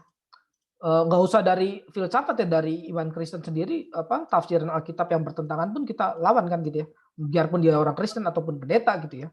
Maksudnya konsep mengikuti itu adalah karena konsep, nah ini ya, kita bisa yang pakai yang persahabatan tadi ya. Bisa pakai ini ya. Ini ya pertanyaan bagus juga. Jadi konsep mengikuti adalah konsep yang seperti ini ya, bukan konsep yang karena sama-sama Kristen kita ikutin gitu ya. Itu pasti gugur ya. Pemahaman seperti itu sama-sama Kristen diikutin gugur. Karena banyak orang Kristen juga kita tentang kok, bahkan kita sesatkan, bukannya kita tentang ya. Pendeta-pendeta banyak yang sesat loh gitu. Pendeta loh itu sesat gitu. Karena berarti kita mengikuti bukan karena sama. Mengikuti juga bukan karena beda gitu ya. Bukan hanya berarti kita ikutin yang beda aja nih, ikutin tren aja yang sekarang yang beda. Enggak, pasti salah ya. Berarti kemungkinan mengikuti ya tadi yang versi tadi itu. Berarti mengikuti ya kemungkinan selalu di antara keduanya itu ya gitu. Ada komitmen di sini yang kita taruh apa? Alkitab gitu. Pasti. Sebenarnya kita ikutin tuh Alkitab gitu. Yang kita ikutin Tuhan Yesus gitu. Yang kita ikutin tuh Tuhan Yesus, tapi manifestasinya bisa berbagai banyak hal. Kalau kata Calvin, all truth is God truth. All truth is from God, sorry. Kalau kata Calvin, all truth is from God gitu ya. Segala kebenaran adalah dari Tuhan gitu ya. Ya, bebas gitu, orang Kristen mah sangat bebas gitu. Mengikuti Tuhan tuh sangat bebas. Saya mau ekstremin dikit aja nih. Jadi tapi jangan kebanyakan, ekstremin dikit ya. Kalau ekstremin dikit, kalau kita suka nggak terlalu sinis lah dengan Konfusius, nggak terlalu, saya bilang bukan sinis, nggak terlalu Konfusius apa misalnya Buddha, kita ya kurang ada musuhan lah, kurang ada. Tapi kalau misal agama sebelah yang misal itu Islam misalnya gitu, orang Kristen suka sinis kan dengan Islam kan. Kalau pertanyaannya dengan Konfusius kan ya masih bisa. Ini Bapak mungkin oke terima gitu. Saya bahkan ekstremin dikit ya gitu. Bagaimana kalau kita ikutin ajaran Islam gitu ya? Maksudnya gitu. Kita ikutin ajaran Islam dari yang ada Islam kan ada yang pintar juga ya Pak. Yang pintar yang ada yang benar, yang pintar sama yang logis gitu ya ada kan. Kita ikutin ajaran mereka gimana? Ya boleh lah. Karena kita percaya itu dari Tuhan kita juga bukan dari dia gitu. From God gitu. From God. Yang di surga gitu pasti ya. All truth is from God gitu ya. Kebenaran itu dari Tuhan gitu. Segala kebenaran, semua kebenaran dari Tuhan. Jadi mengikuti bukan karena siapa dia ya pastinya. Oke, ini saya abis ini, nah ini ya tuduhan mengenai Sokrates ya, mungkin saudara nanti bisa belajar lagi ya. Ya dia Sokrates dianggap mengajarkan ateisme ya. Nah ini juga sampai sekarang kalau ada yang bilang Sokrates ateis ya udah sama-sama kayak ini ya penuduh kampret ini gitu ya.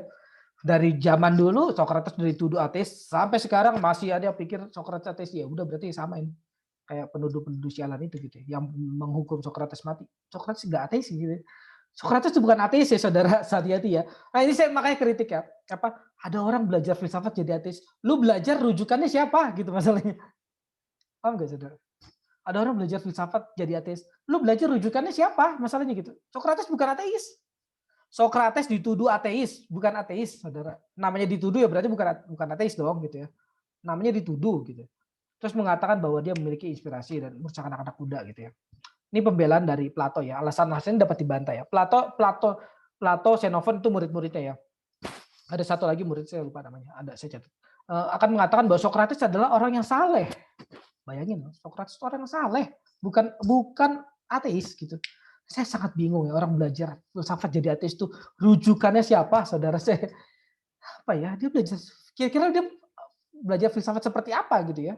Saya nggak ngerti ya. Orang kan harus belajar filsafat ya pertama dari Sokrates ya gitu ya. Lalu mau dari siapa? Mau dari Thales gitu. Dari Thales juga bukan ateis. Siapa bilang Thales ateis? Mana ada pernah saya ateis gitu? Mana gitu? Kapan? Jadi gitu orang jadi ateis gitu, belajar filsafat jadi ateis. Mungkin juga bukan karena filsafat saudara gitu. Mungkin dia nggak belajar filsafat juga jadi ateis. Emang maunya jadi ateis gitu. Bukan karena filsafat loh gitu. Jadi hati-hati gitu ya. Mungkin dia belajar Alkitab juga besok ateis gitu ya. Emang dia maunya jadi ateis gitu, bukan mau jadi ini. Emang dia maunya mengikuti diri dia sendiri kok gitu. Maunya jadi Allah kok gitu ya. Allah atas diri dia sendiri gitu ya. Kalau orang ateis kan menjadikan dia Allahnya gitu ya. Dia bukan nggak percaya Allah, dia percaya Allah tapi Allahnya diri sendiri gitu ya masalahnya. Nah, orang yang saleh Sokrates itu orang yang tetap menghormati Zeus dan dewa-dewi yang bertahan di Gunung Olympus ya. Ya jelas lah Sokrates nggak percaya Yesus lah waktu itu kan juga ini ya Kristen belum berkembang dan seterusnya. Saudara kok agak-agak konyol ya. Tapi kan Sokrates bukan Kristen Pak gitu. Ya saudara tuh pertanyaannya yang aneh gitu bukan Sokrates yang aneh gitu. Sokrates orang saleh gitu menghormati ya waktu itu yang dia tahu gitu ya. Dewa-dewi yang bertata itu. Gitu. Di sini ada memiliki inspirasi ya. Waktu itu juga nggak ada larangan inspirasi ya. Jadi ini Emang ini alasan-alasan yang dibuat setelah mati Socrates sih. Jadi ini alasan politik lah. Kayak saudara kan tahu ya kalau sekarang banyak politik ya. Ini Socrates dituduh merusak anak-anak muda ya. Socrates bahkan mengajarkan anak-anak muda agar dapat berpikir kritis ya. Masa dituduh merusak gitu ya. Memang betul ya pada waktu itu lucunya ya. Anak-anak muda itu lebih dengar Socrates daripada dengar bapak ibunya gitu ya. Bapak ibunya yang kurang kritis itu gitu ya. Kalau bapak ibunya yang kritis itu kan juga pasti dengar Socrates ya karena dia mau kritis gitu. Jadi ini ya. Sehingga anak muda menemukan kesalahan orang-orang tua yang so tahu ya. Maka Socrates dibenci oleh orang-orang tua di sana. Ya singkatnya kata seorang penafsir yang kritis ya, Socrates dihukum mati bukan karena melanggar aturan Athena yang dicintainya. Socrates sangat cinta bangsanya ya. Tetapi karena melawan suara mayoritas. Suara mayoritas memang menyeramkan ya. Tapi Socrates seumur hidupnya tidak melawan kebenaran, melainkan melawan suara mayoritas. Ya, sampai sinilah saya buka ruang pertanyaan, silakan ya, maksudnya sebelum terlalu banyak.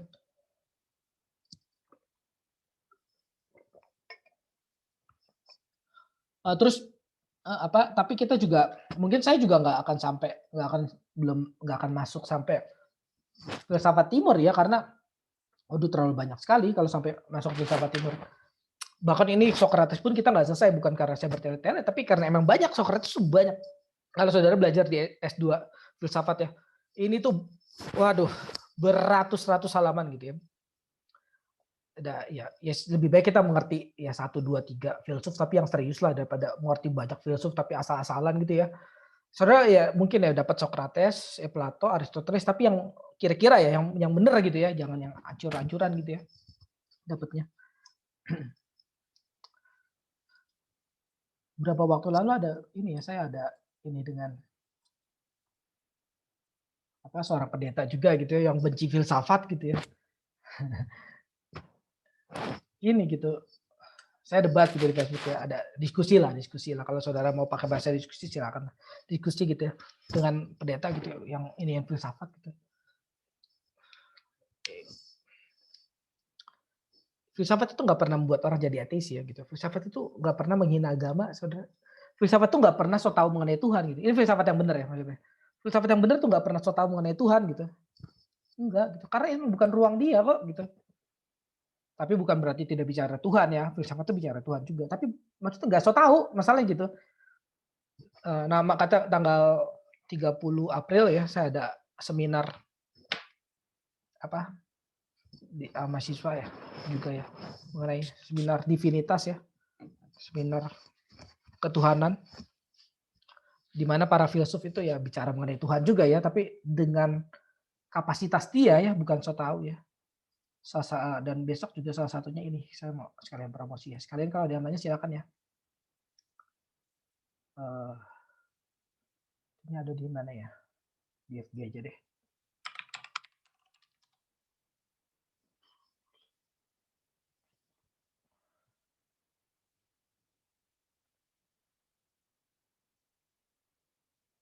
Besok saya ada bawain seminar juga doktrin Allah ya, di suatu persekutuan.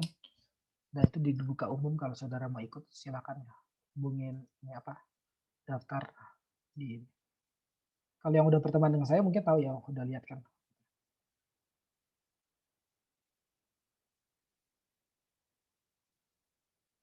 Silakan ya sambil kalau ada mau nanya.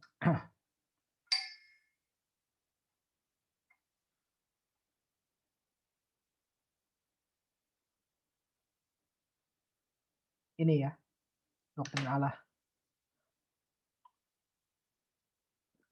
Saya akan bawakan mengenai doktrin Allah besok ya. Saudara kalau ini mau bisa ini ya, ini hubungi ini ya, kalau mau daftar. 2 inilah. Kalau mau, kemarin saya juga habis bagi-bagi ini ya, ebook kalau saudara mau. Ini mengenai apa itu filsafat. Silakan.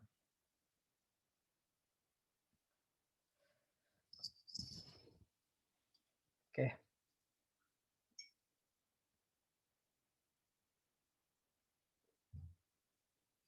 Saya juga dorong Bapak Ibu ya, maksudnya untuk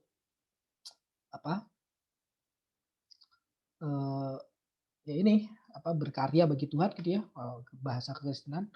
Kalau sebenarnya gampangnya kalau di filsafat juga ada ya seperti itu. Saya mendorong Bapak Ibu untuk Kalau kata Socrates ya mendalami gitu ya, mendalami lebih dalam apa arti hidup ini gitu ya, dengan cara ya menulis.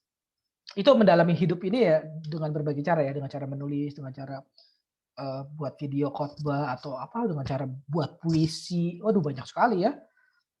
Ada orang yang emang dia nggak bisa ini, tapi dia bisa bikin puisi ya gitu. Puisi dia bisa menghadirkan coretan-coretan yang indah gitu. Ada orang bisa bikin lagu gitu ya. Ada banyak ya. Ada banyak ya, maksudnya hal yang bisa kita kembangkan gitu ya dalam hidup ini untuk memperdalam kehidupan ini gitu ya. Kalau pakai bahasa Socrates itu memperdalam ya. Ketika kita melakukan sesuatu kita tuh memperdalam gitu. Ya makanya melakukan sesuatu jangan asal-asalan ya, serius ya. Jadi serius jadi yang memperdalam gitu ya. Nah, itu memang yang harus dilakukan oleh manusia ya. Terus memperdalam hidupnya gitu ya. Memperdalam hidupnya dengan yang melancarkan banyak aktualisasi hidupnya gitu. Entah khotbah lah, entah nulis lah, entah nanya lah, entah berkumpul-kumpul, kongko, ngobrol-ngobrol, satu komunitas. Apalagi kalau Bapak Ibu di sini punya banyak teman ya, bisa ini loh, maksudnya Bapak Ibu nggak berkarya sendiri gitu. Misalnya di sini udah ada yang satu angkatan atau yang satu lumayan, kira-kira saya imbang nih, satu pemikiran sama Bapak ini atau Ibu ini, ajak bisa ini bikin YouTube apa gitu, kita ngobrol mengenai apalah, banyak hal gitu ya, yang bisa dibagi gitu, banyak hal. Jadi ya, banyak hal yang bisa diperdalam dalam hidup ini. Apa ada pertanyaan atau enggak ada? Bapak Ibu maksudnya sulit gitu ya, kira-kira ini nggak ada hubungan dengan Kristen Pak gitu ya. Saya belajar filsafat, aduh nyesel saya masuk filsafat. Kenapa harus ada filsafat? Orang saya mau belajar Alkitab di sekolah gitu, bukan belajar ini. Tapi ya ini ya nggak apa-apa juga. emang nggak ada Alkitab juga di filsafat, benar nggak ada Alkitab. Tapi ada kebijaksanaan, ada hal-hal yang bisa kita ambil bijaksana dan seterusnya.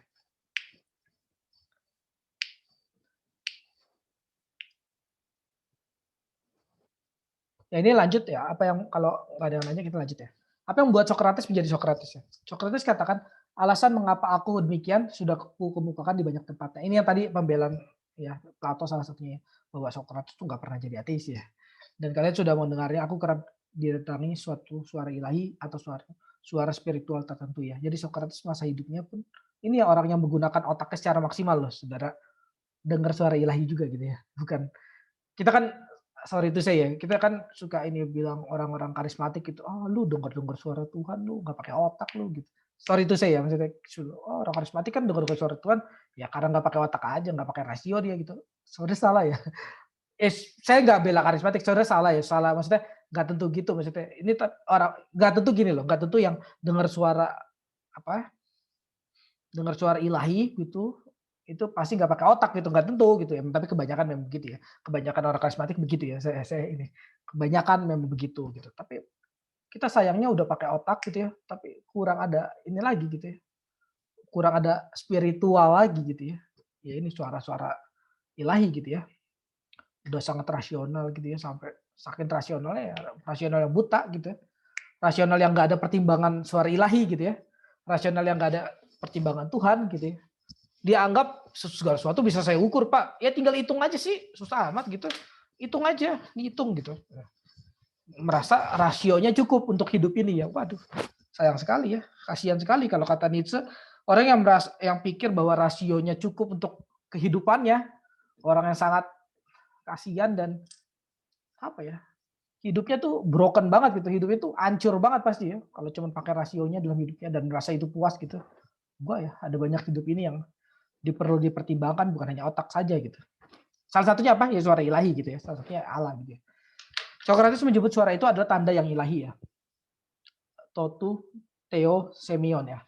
Suara itu mencegahnya masuk dalam politik ya. Kalau tidak dia sudah lama dibunuh ya. Tapi suara itu tidak pernah mendorongnya melakukan sesuatu ya. Tapi ingat ya, Socrates juga bukan seperti orang karismatik yang saya disuruh Tuhan gitu ya. Bukan gitu ya. Saya kalau ngomong orang karismatik yang salah ya, bukan karismatik. Saudara kan kita udah belajar komprehensif ya. Jadi hati-hati ya, jangan wah Bapak itu menghina karismatik. Saya menghina karismatik yang salah ya, bukan menghina seluruhnya karismatik ya. Salah ya Saudara kalau pendapat begitu ya. Karismatik ada yang salah ya dalam gereja karismatik ada orang-orang yang salah. Dalam gereja Injili juga ada orang yang salah. Dalam gereja Reform juga ada orang yang salah gitu ya. Ada banyak yang salah. Dalam orang yang belajar filsafat juga ada orang salah kan ya. Filsafat yang sesat kan salah ya. Dalam orang belajar teologi juga ada yang sesat, salah gitu. Jadi kalau kita katakan ya itu berarti nggak semuanya gitu. Karismatik dalam arti ini ya, atmosfernya gitu ya, dalam arti spiritnya, bukan gereja karismatik tok gitu ya, bukan. Saya sendiri banyak khotbah di gereja karismatik ya, jadi kalau saya menghina mereka buat apa gitu, saya khotbah di mereka gitu, saya hina aja, pokoknya penting masuk neraka aja mereka gitu, enggak lah gitu. Buat apa saya khotbah lagi gitu kalau saya menghina, enggak lah. Socrates katakan bahwa misinya sejak anak-anak adalah melakukan misi yang ilahi ya.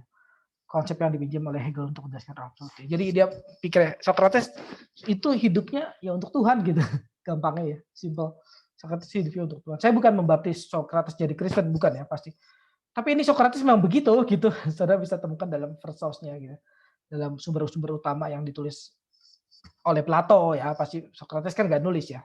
Oleh Plato, Xenophon, Parmenides. Plato kan Socrates kan nulis.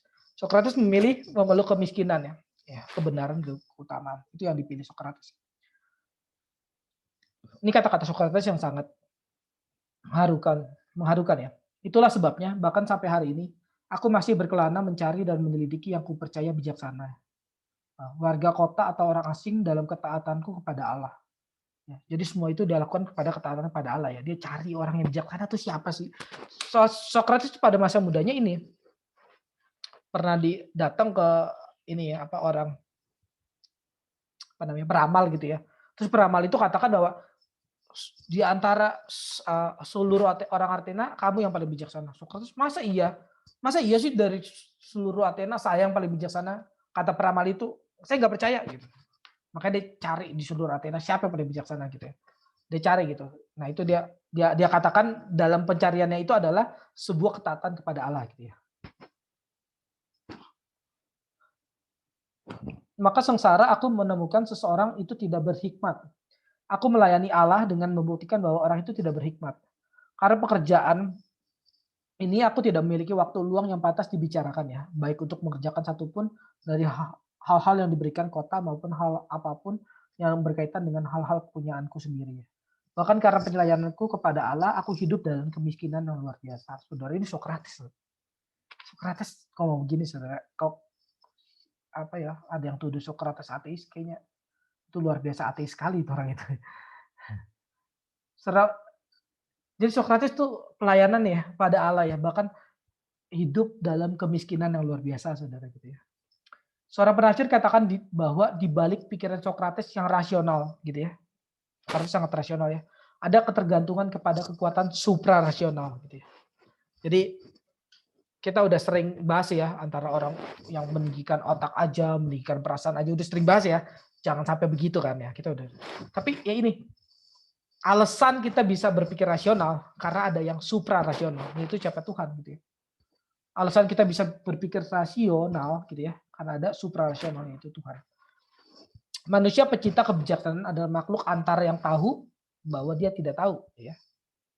Kita tahu antara yang kita tahu, kita tidak tahu. Ya ada ruang antara ya, ruang antara tahu dan tidak tahu. Dan oleh karena itu terdorong mengikuti bisikan ilahi untuk mencari tahu. Dengan kesadaran bahwa ia tidak akan tahu sepenuhnya. Ketika saudara merasa tahu sepenuhnya, disitulah habis hidup saudara, berakhirlah hidup saudara. Tapi di saat saudara tadi tahu sepenuhnya habis hidup saudara, tapi kalau saudara tidak mencari tahu, ya juga habis karena saudara tidak mengikuti dorongan bisikan ilahi itu supaya saudara mencari tahu gitu ya. Ya, harapannya saudara ikut kuliah di sini benar-benar mau cari tahu gitu ya. Mau cari tahu dari bisikan ilahi itu dari Allah gitu ya. Maksudnya mau cari tahu karena terdorong mengikuti Allah dan mau cari tahu mengenai Allah gitu ya. Nah ini pertanyaan yang dianggap penting pada zaman Socrates waktu itu ya. Ya nggak tahu lah sekarang penting apa enggak ya. Kebaikan itu baik ada karena ya baik atau kebaikan itu baik karena diperintahkan oleh dewa. Saya kayak awal-awal udah pernah bahas ini ya. Sampai sini ya Socrates, kita selesai Socrates. Kita bisa masuk Plato ya mungkin minggu depan atau bisa sekarang juga.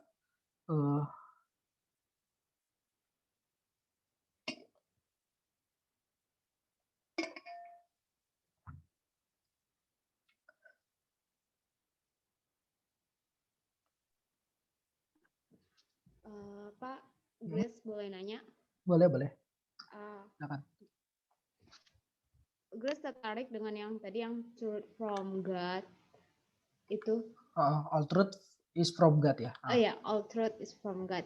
Itu kan tadi bahasanya tentang orang Islam yang mempunyai pikiran atau pikiran yang logis bisa kita ikutin kan? Nah, kaitannya dengan all truth is from God itu, apakah manusia bisa menghasilkan kebenaran itu sendiri? Enggak, pasti enggak. Kan makanya dikatakan all truth is from God ya. Maksudnya berarti ya from Tuhan kan. Kan waktu itu makanya ada yang nanya ya, Pak gimana? Saya aja nggak tahu gitu ya. Kalau saya nggak tahu, saya cari tahu ya saya juga nggak tahu. Namanya saya nggak tahu gitu ya. Kita kan nggak tahu ya. Kita kan nggak tahu. Gimana kita tahu bahwa kita tahu gitu ya. Orang saya juga nggak tahu Pak gitu. Ya simple lah. Cari tahu dari Alkitab lah. Karena kita emang nggak tahu gitu kan. Cari tahu dari Tuhan gitu ya. Karena kita emang nggak tahu. Kita harus punya orang ketiga gitu. Yang bukan diri kita gitu. Pasti Tuhan gitu. Nah orang Islam itu yang kita ikutin itu ya kita percaya Tuhan yang memberikan ya kan. Bukan dia yang pikir-pikir sendiri terus itu. Bukan lah. Karena kita percaya segala kebenaran atau segala kebenaran dari Tuhan gitu ya. Kalau kata Calvin itu ya. Saya kutip kata Calvin aja.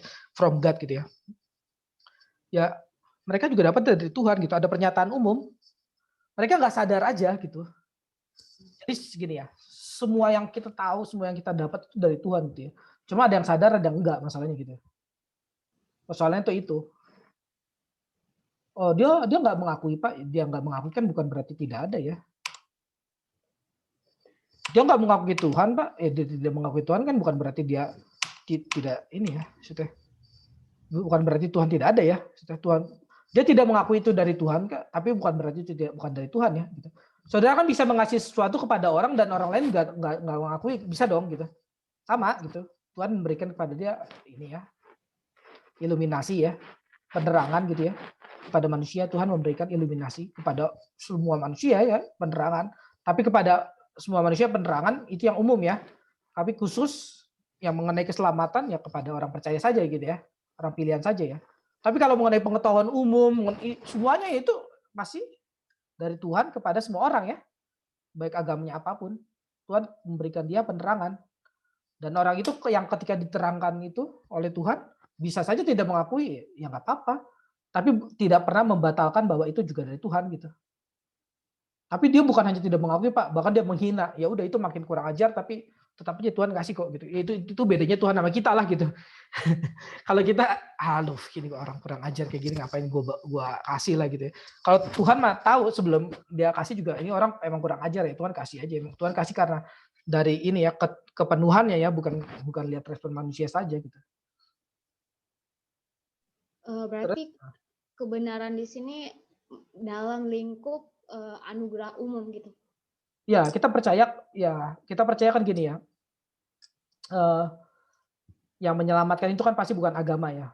Termasuk bukan agama Kristen ya, kita percaya. Dalam arti agama kita bicara agama dalam ini ya, dalam pengertian umum di sini ya. Termasuk bukan agama Kristen juga yang menyelamatkan kita kan pasti Tuhan Yesus ya. Bukan agama ya. Agama ya just sarana gitu ya. Ya kita masuk agama Kristen gitu ya, sarana gitu ya. Tapi saya bukan ngomong dalam kualitas Kristen yang mengikuti Yesus, bukan gitu ya. Itu kan ini yang maksud saya adalah yang menyelamatkan kita adalah mengikuti Yesus gitu ya. Bukan kita masuk agama Kristen gitu ya. Ntar tanya agama yang menyelamatkan kita apa? Agama Kristen yang mana lagi tanya. Kan banyak gitu pertanyaan gitu. Tapi mengikut Kristus gitu ya. Nah, kalau di luar agama ini gitu, di luar mengikut Kristus ini, ada yang namanya banyak pernyataan umum gitu ya. Termasuk di dalam Kristen sendiri kan banyak pernyataan umum gitu. Yang di dalam agama lain ternyata ada gitu. Mungkin saudara baru dengar ya saya ngomong gini. Jadi gini loh, ada banyak ajaran yang misalnya gini ya, saya kasih contoh yang gampang ya. Lebih bahagia memberi daripada menerima. Apa itu khas ajaran Kristen aja? Coba saudara cek deh, agama lain juga ngomong gitu kok. Ada nyontek Kristen Pak, kata siapa nyontek Kristen? Enak aja Sokrates duluan sebelum Kristen. Ya Tuhan duluan Pak, ya udahlah kalau main debat-debat gitu saya juga males gitu. Ya udah gitu. Tapi saudara cek deh, maksudnya kita tuh nggak original gitu. Bukan Tuhan yang nggak original, kita agama Kristen tuh nggak original. Dan ya kita udah sering dengar ya, maksudnya Kristen dituduh sama mirip dengan paganisme gitu ya. Saudara pernah cek nggak Kristen dituduh Tritunggalnya sama dengan paganisme gitu ya? Responnya apa, saudara?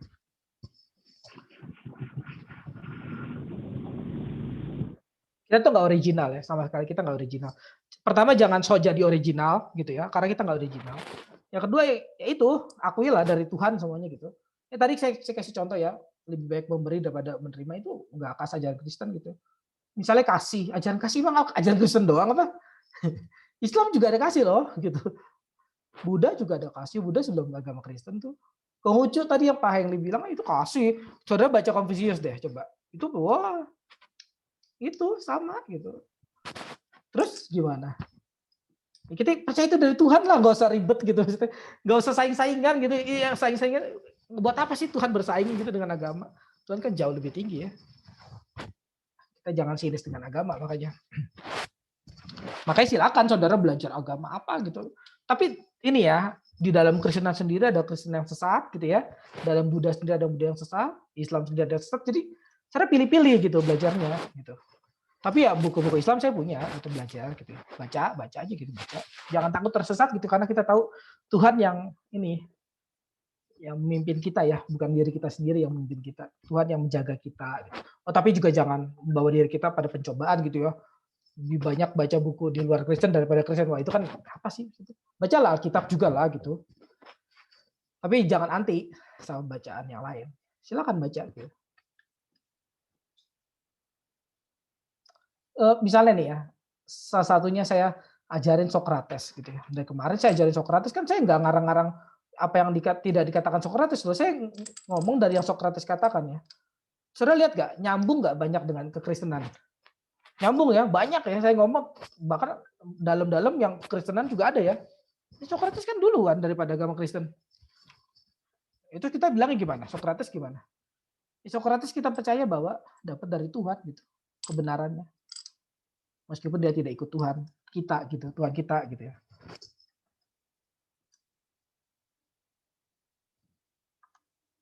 Ya, silakan ya, ada lagi atau kalau belum mengerti boleh timpalin lagi nggak apa-apa. Maksudnya apa gitu? Yang dimaksud Grace tadi udah ini belum?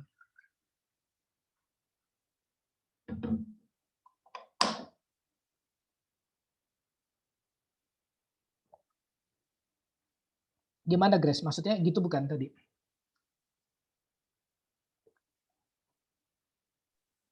Iya. Oke.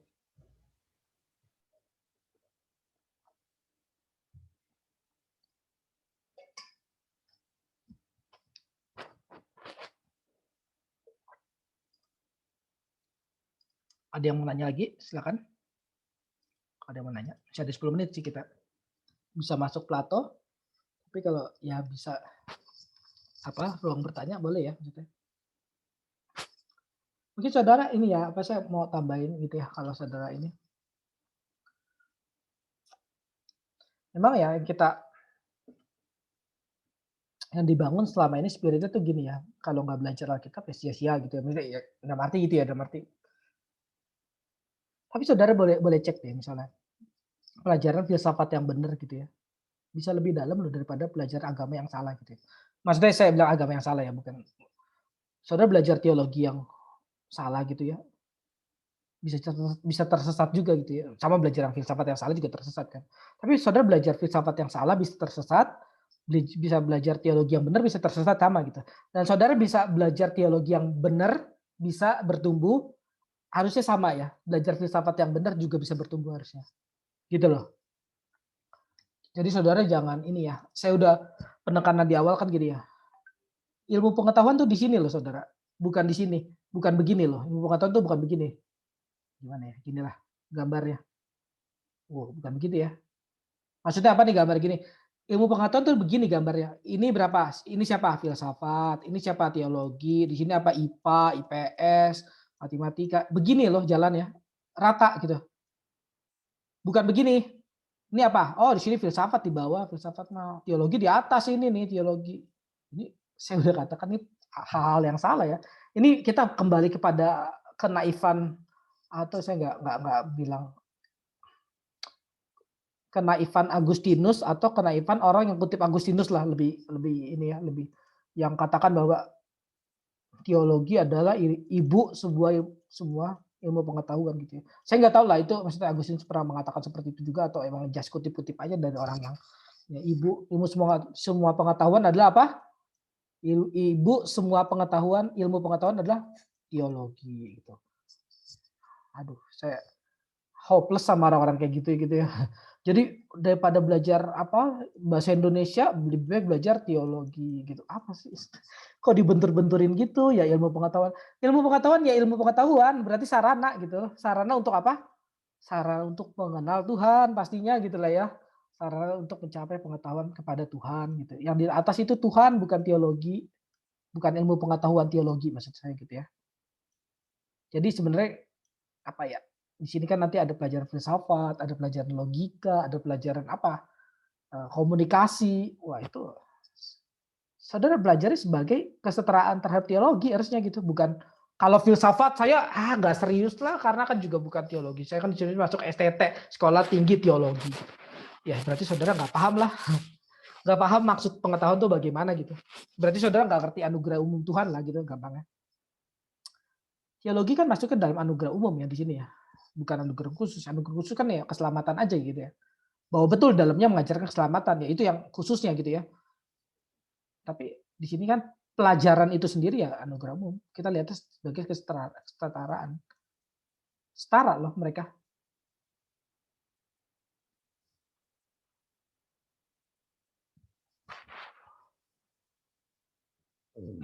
Itu makanya saya nggak heran kalau ada orang yang banyak hidupnya dualisme gitu ya.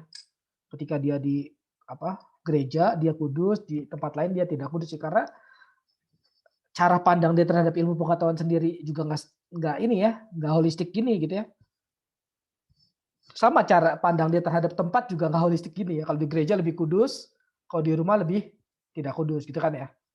Kalau saya kasih perumpamaan begini, saudara langsung nyangkut ya. Oh enggak Pak, dimanapun Tuhan berada Pak. Iya, tapi kiraan ilmu pengetahuan saudara main tingkat-tingkatan gitu ya. Teologi di atas filsafat gitu ya. Ini kan sama aja ya kayak orang yang main tingkat-tingkatan kalau gereja lebih kudus, kalau rumah tidak kudus gitu kan.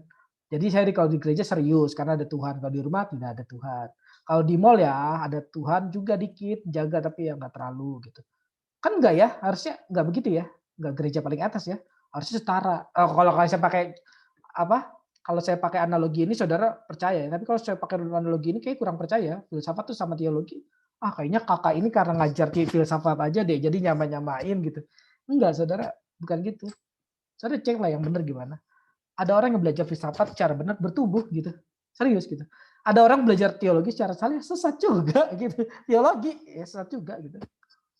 Oh enggak Pak, kalau teologinya benar bertumbuhnya 10. Kalau filsafat benar ya bertumbuhnya 8 paling. Kata siapa? Silakan aja saudara hidupi seperti itu ya. Ya ini hidup seperti ini. Parsial hidupnya jadinya. Kemana-mana parsial.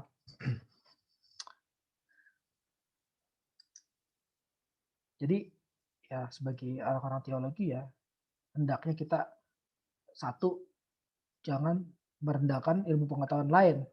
2, jangan so tahu dengan ilmu pengetahuan lain. Ya, ada banyak pendeta tuh sangat memuakan gitu ya karena so tahu. So tahu karena dia punya Alkitab katanya yang bisa menilai semua hal. Jadi dia so tahu. Alkitab nggak begitu loh. Alkitab nggak pernah bilang bacalah Alkitab untuk menilai semua pengetahuan. Kata siapa Alkitab nggak ngomong gitu. Kami ngomong gitu. Yang so tahu itu. Apalagi ya saya udah bilang ya Skriptura ya. Skriptura visi misinya. Ini saya koreksi ya, koreksi yang salah gitu maksudnya bukan pasti Skriptura nggak begini lah maksudnya. Tapi ada orang-orang yang menerjemahkan begini kan maksudnya. Kebenaran yang udah lulus dong ini yang baru lulus. Kebenaran Kristus memenuhi Indonesia di segala bidang. Catat nih ya. Kebenaran Kristus memenuhi Indonesia di segala bidang.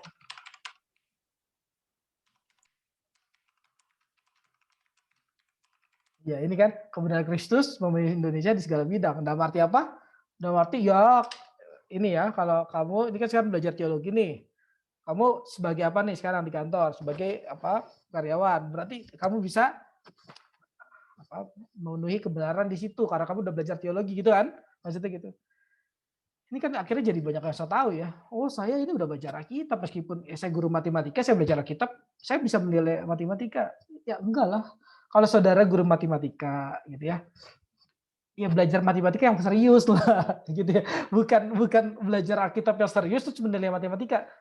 Bukan berarti belajar Alkitab yang nggak penting gitu. Penting gitu, belajar Alkitab penting sama kayak saudara juga belajar matematika yang penting gitu. Saya kan guru gitar nih saudara. Saya guru gitar ya.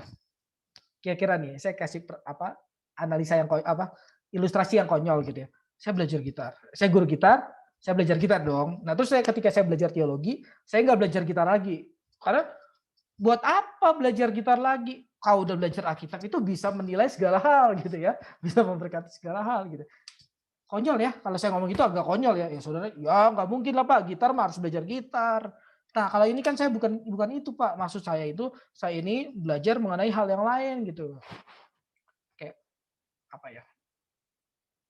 Ya orang Kristen banyak so tahu lah gitu lah gampang. Banyak so tahu di segala hal gitu, segala bidang gitu. Hanya karena apa? Hanya karena dia katanya belajar Alkitab gitu. Jadi so tahu.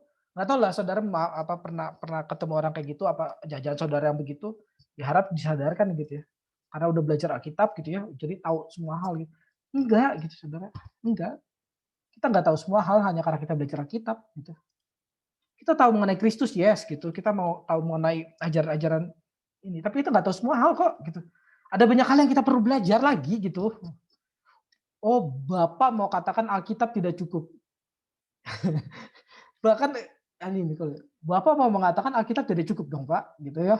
Saya pikir Bapak mau mengatakan ini nih. Bahkan bagi Tuhan sendiri Alkitab gak cukup kok gitu. Ini saya tambahin ya, bahkan bagi Tuhan sendiri Alkitab gak cukup gitu. Kenapa saudara jadi bisa bilang cukup gitu? Bagi Tuhan sendiri Alkitab gak cukup. Bagi Tuhan sendiri Alkitab itu bukan sepenuhnya Tuhan. Gak cukup kan berarti? Kenapa kita mau jadi cukup gitu? Aneh loh maksudnya. Saudara baca Alkitab, khatam Alkitab, full ngerti Alkitab, saudara ngerti Tuhan sepenuhnya? Enggak. Alkitab itu enggak sekecil Tuhan. Terus kenapa kita mau jadi, wah saya belajar Alkitab cukup semua tahu gitu. Ya enggak lah. Kenapa jadi Alkitab cukup gitu? Dalam arti gitu ya, Alkitab cukup dalam arti itu? Enggak lah. Enggak cukup dalam arti itu mah. Itu udah perlu belajar yang lain. Satu filsafat ini, komunikasi, logika, dan seterusnya. Hermeneutika, dan seterusnya ya. Hermeneutika kan meskipun belajar belajar Alkitab kan tapi juga ada sarananya yaitu hermeneutika. Berarti apa? Menafsir gitu ya. Belajar apologetika apa? Berarti belajar membela iman bukan hanya Alkitab kan? Tanda kutip ya. Ngerti gak sih? Maksud saya. Oke ya, ini udah jam 9. Kita selesai kelas ini. Kalau ada yang mau tanya, bisa minggu depan mungkin di ini catat atau itu.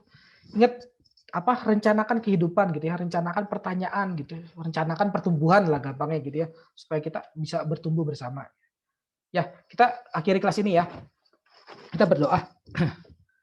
Ya Tuhan, terima kasih untuk hari ini kami telah belajar banyak hal.